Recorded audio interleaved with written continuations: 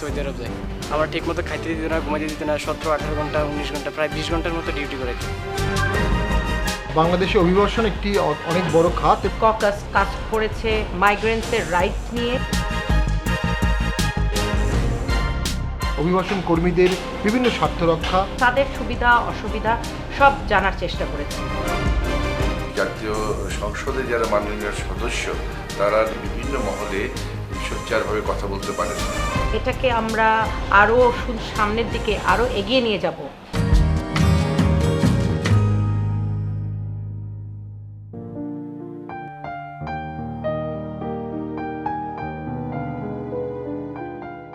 পাড়ি জমাচ্ছে মানুষ, স্বপ্ন সবার চোখে। প্রকৃতির এক স্বাভাবিক নিয়মে কালে কালে মানুষ স্থানান্তরিত হচ্ছে সময়ের প্রয়োজনে। সময়ের পরিক্রমায় ভাগ্য অন্বেষণে মানুষের এই ছুটে চলা একসময় পেয়েছে প্রাতিষ্ঠানিক রূপ। অভিবাসন সেই আনুষ্ঠানিকতার বৈশ্বিক রূপ।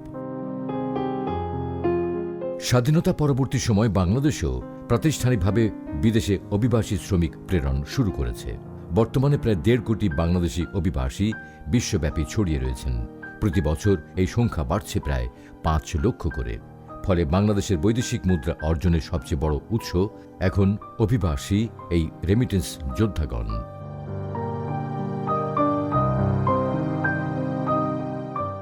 অথচ বিশাল সম্ভাবনাময় এই অভিবাসন খাত প্রায়শই পড়ছে হুমকির মুখে। কতিপয় অসাধু মানুষের চক্রান্তে প্রতারণার নির্মম ফাঁদে পড়ে অভিবাসন প্রত্যাশী অসংখ্য মানুষ হচ্ছে সর্বশান্ত। প্রতারিত হচ্ছে কখনো বিদেশের মাটিতে পা রাখার আগেই, কখনো বা বিদেশের অচেনা মাটিতে পা রাখার পর। যথাযথ প্রশিক্ষণ, দক্ষতা, ভাষা জ্ঞান, সচেতনতা ও সঠিক তথ্যের অভাবে সূচনাতেই স্বপ্নভঙ্গ হয় তাদের। পরিবারের অর্থনৈতিক সচ্ছলতার বদলে কাঁধে চেপে বসে অন্ধকার, অনিশ্চিত এক ভবিষ্যৎ। আমি 2019 সালের ডিসেম্বর মাসের 1 তারিখে সৌদি আরব যাই। সৌদি আরব যাইতে প্রায় আমার 5 থেকে 5.5 লক্ষ টাকার মতো খরচ হয়। তো এই টাকাটা মূলত আমার বাপের কিছু সম্পত্তি ছিল, ওই সম্পত্তিগুলো বিক্রি করছে। আর আদার্স আমার এনজিও থেকে, ব্র্যাক থেকে কিছু লোন নিয়েছিলাম। তারপরে আবার আশেপাশের মানুষ থেকে কিছু ধার টাকা নিয়েছিলাম। আর ওখানে যাওয়ার পরে বেশ কিছুদিন কাজ করছিলাম, 1 বছর 2 মাস ছিলাম ওখানে।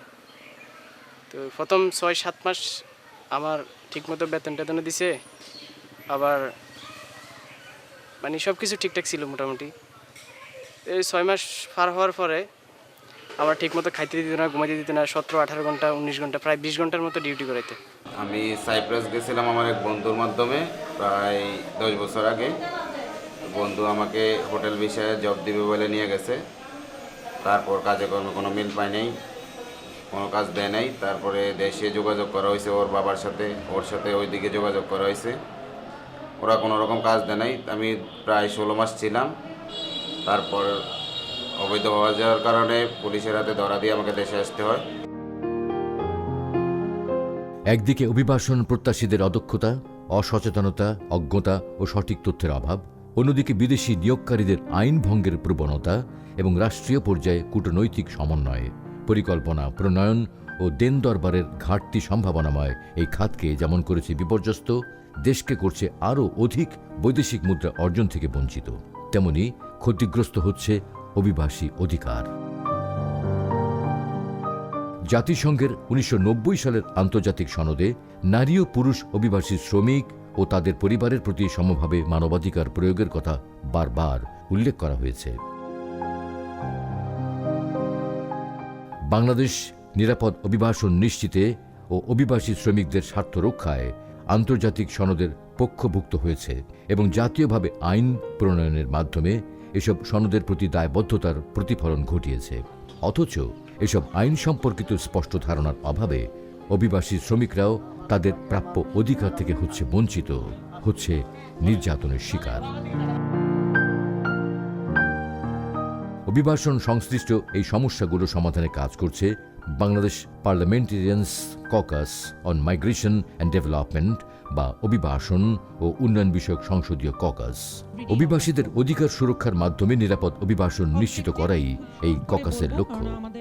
বাংলাদেশে অভিবাসন একটি অনেক বড় খাত এবং এই খাতে আমরা মনে করি সংসদের একটি অংশগ্রহণের প্রক্রিয়া হিসাবে parliamentary caucus on migration development প্রয়াত এমপি ইসরাফিল আলম উনি স্টার্ট করেন এবং আমরা খুব স্বল্প সময়ের মধ্যে অভিবাসন খাত নিয়ে অভিবাসন কর্মীদের বিভিন্ন স্বার্থ রক্ষা, আন্তর্জাতিক স্ট্যান্ডার্ড, তাদের বিরুদ্ধে কোনো প্রতারণার শিকার হলে তাদেরকে সহায়তা প্রদান, আইন মেকিং, বিধি, সালিশ এ বিষয়ে একটা ব্যাপক কার্যক্রম আমরা করি। এবং আমরা বিভিন্ন সময় গ্রাসরুট থেকে ন্যাশনাল, ইন্টারন্যাশনাল প্রত্যেকটা প্ল্যাটফর্মে এই ককাস কাজ করেছে মাইগ্রেন্টসের রাইট নিয়ে, তাদের রেগুলেশন নিয়ে। বিভিন্ন সময় বিভিন্ন এনজিওর সাথে আমরা বসেছি, সিএসওর সাথে, আমাদের বিভিন্ন মিনিস্ট্রি, আমাদের মন্ত্রী মহোদয়, এবং তাছাড়া আমরা ট্রেড ইউনিয়ন, মাইগ্রেন্টস ওয়ার্কার, তাদের ফ্যামিলি, এবং বিভিন্ন আমাদের মিডল ইস্টে যে দূতাবাস আছে তাদের প্রধানের সাথে আমরা বসেছি, কথা বলেছি এবং তাদের সুবিধা অসুবিধা সব জানার চেষ্টা করেছি। বেসরকারি উন্নয়ন সংস্থা ওয়ারবি ডেভেলপমেন্ট ফাউন্ডেশনের উদ্যোগে জাতীয় সংসদের সম্মানিত সদস্যদের নিয়ে 2017 সালে প্রতিষ্ঠিত এই ককাস নিয়মিত কাজ করে চলেছে স্থানীয়, জাতীয় এবং আন্তর্জাতিক পর্যায়ে। অভিবাসন উন্নয়ন ও অভিবাসীর স্বার্থ রক্ষার্থে ওয়ারবি ডেভেলপমেন্ট ফাউন্ডেশনের উদ্যোগে 2017 সাল থেকে Bangladesh parliamentary caucus on migration যাত্রা শুরু হয় এবং এটা জাতীয় সংসদ কর্তৃক অনুমোদিত হয়ে এটা কার্যক্রম করে যাচ্ছে এবং তারা তৃণমূল পর্যায় থেকে জাতীয় পর্যায়ে এবং আন্তর্জাতিক পর্যায়ে বিভিন্ন ইস্যুর উপর তাদের বক্তব্য এবং তাদের বিভিন্ন আর্গুমেন্টস এবং তাদের রিকমেন্ডেশনের মাধ্যমে পার্লামেন্টারি ককাস বিশেষ ভূমিকা রাখছে। ককাসের প্রত্যেক সম্মানিত সদস্য কাজ করছেন অভিবাসী ও অভিবাসন প্রত্যাশীদের সচেতন করে তোলা, কর্মস্থলে সমস্যার সম্মুখীন হলে সমাধানে সহযোগিতা করা, নিয়োগকারী এজেন্সি ও অভিবাসীদের মধ্যে সঠিক সমন্বয়, অভিবাসী অধিকার সংশ্লিষ্ট সঠিক পরিকল্পনা প্রণয়ন, নীতি নির্ধারণ এবং স্থানীয়, জাতীয় ও আন্তর্জাতিক পর্যায়ে অভিবাসী অধিকার আদায়ে।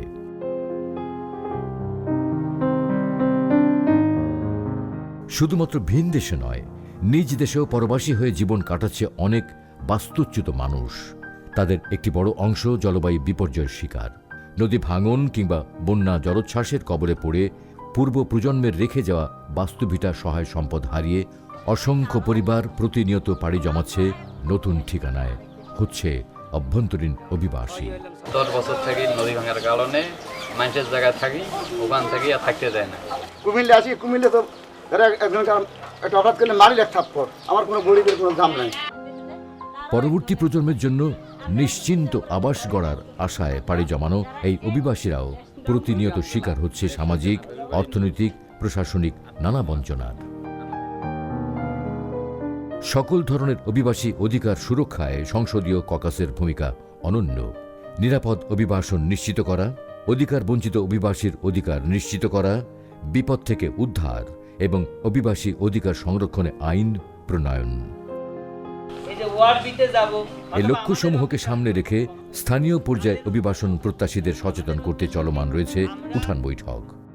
আমরা জেলা কর্মসংস্থান জনশক্তি অফিস থেকে এই যে উঠান বৈঠকের মাধ্যমে বিভিন্ন পর্যায়ে আমরা তাদেরকে সঠিক তথ্যতা দিচ্ছি এবং দালালের উপরে নির্ভর না করে তারা যেন সঠিক তথ্য জেনে নিজেদেরকে প্রস্তুত করে লাভ ক্ষতির হিসাব তারা নিশ্চিত করে তারপরে যেন বিদেশ যাওয়ার সিদ্ধান্ত নেয়। প্রতারিত অভিবাসন কর্মীদের অধিকার আদায়ে কাজ করছে ওয়ারবি সালিশ কমিটি। আমাদের কাছে এলে পরে আমরা এদেরকে সেই দেনদারবার করে সঠিকভাবে তাদের যে যারা প্রতারিত হয় তাদের আমরা টাকা পয়সা আদায় করে যতদূরই সম্ভব করে দেই। আয়োজন করা হচ্ছে জাতীয় পর্যায়ে সেমিনার, সিম্পোজিয়াম, আলোচনা সভা। সরকারের নীতি নির্ধারণী টেবিলে তুলে ধরা হচ্ছে অভিবাসী অধিকারের কথা। জাতীয় সংসদে দাঁড়িয়েও অভিবাসীদের বক্তব্যগুলো তুলে ধরছেন ককাসের সম্মানিত সদস্যবৃন্দ। দেশের সীমানা ছাড়িয়ে আন্তর্জাতিক বিভিন্ন ফোরামেও জোরালো ভূমিকা রেখে চলেছে সংসদীয় ককাস।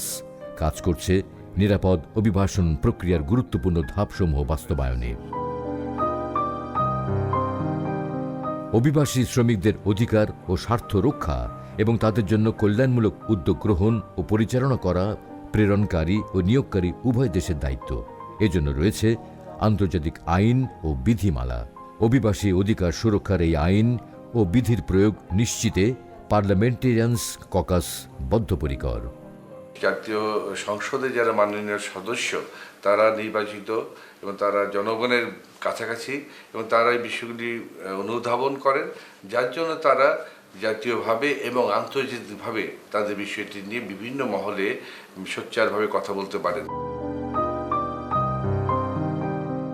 আর এভাবেই এদেশের অভিবাসন খাতকে শক্তিশালী করে দেশের অগ্রযাত্রায় গুরুত্বপূর্ণ ভূমিকা রেখে চলেছে অভিবাসন ও উন্নয়ন বিষয়ক সংসদীয় ককাস।